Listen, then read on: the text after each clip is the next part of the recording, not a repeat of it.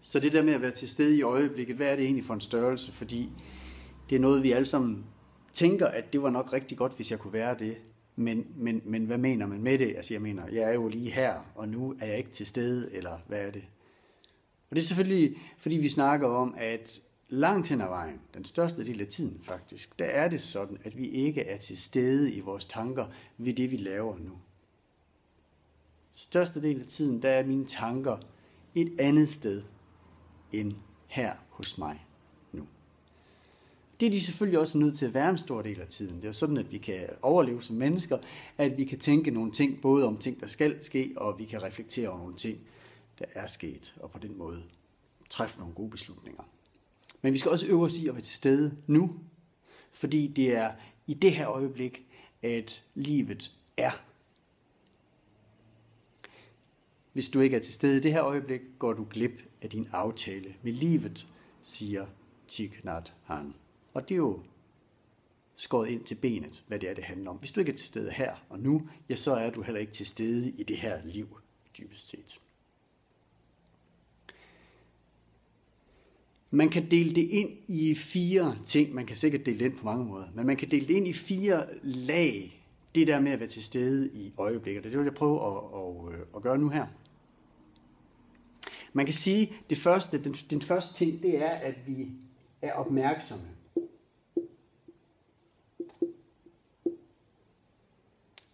Hvis du ikke synes, jeg skriver særlig pænt, så er det fuldstændig ret. Det gør jeg ikke. Men det er sådan, jeg skriver.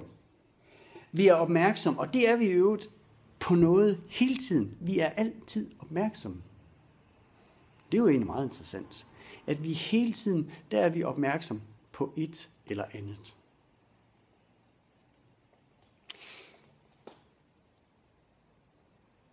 Og selvom jeg er til stede her, så kan det være, at min opmærksomhed er et andet sted. På det, der skal ske i morgen, på det, der skete for 10 år siden, på det, som hun sagde til mig for en time siden. Dagdrømme om, at jeg snart skal afsted på ferie, eller hvad det nu er. Vi er opmærksom på noget hele tiden.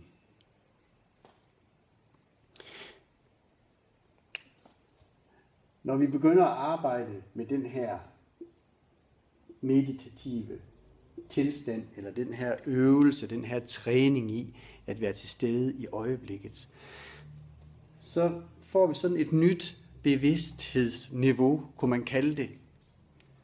Altså, at vi begynder at blive opmærksom på, hvor vores opmærksomhed er. Så i stedet for, at mine tanker bare får lov at løbe afsted, ja, så begynder jeg at blive bevidst om, at nu er mine tanker løbet afsted til det her. Nu er mine tanker i fortiden. Jeg er ude at gå en tur nu, og alligevel er mine tanker ved den mail, jeg skal huske at skrive, når jeg kommer hjem. Vil jeg det? Eller vil jeg hellere være til stede på den her gåtur og opleve min skridt imod skovbunden og se træerne, eller hvad det nu er. Så vi træner altså at blive bevidst om det her. Vi begynder at se vores tanker som det, de er. Tanker. Vi begynder at se vores følelser som det, de er. Følelser. Altså som mentale konstruktioner. Mentale formationer, som tager plads i vores bevidsthed. Så i stedet for at sige, at jeg er vred, så går jeg over til at kunne sige, at jeg er opmærksom på, at følelsen vrede er i mig nu. Og der er meget, meget stor forskel på, hvordan man kan agere, om man siger, at jeg er vred, eller man kan sige, nu er den her følelse vrede i mig igen. Nu skal jeg passe på, hvad jeg gør, fordi jeg ved for erfaring, at når jeg er vred, så gør jeg nogle dumme ting. Eller så siger jeg nogle dumme ting. Nu er jeg vred. Nu er følelsen vrede i mig i stedet for. Nu er følelsen vrede i mig. Jeg skal være opmærksom på, at den ikke styrer mig nu. Man kan bruge det her billede om det, at man fra at være i en flod, hvor man hvirvler rundt med sine følelser og sine tanker og sanseindtryk og det hele i en stor pærevælling, så sætter man sig op på flodens bred. Og så iagttager man strømmen af tanker og følelser. Man ser, hvad det er.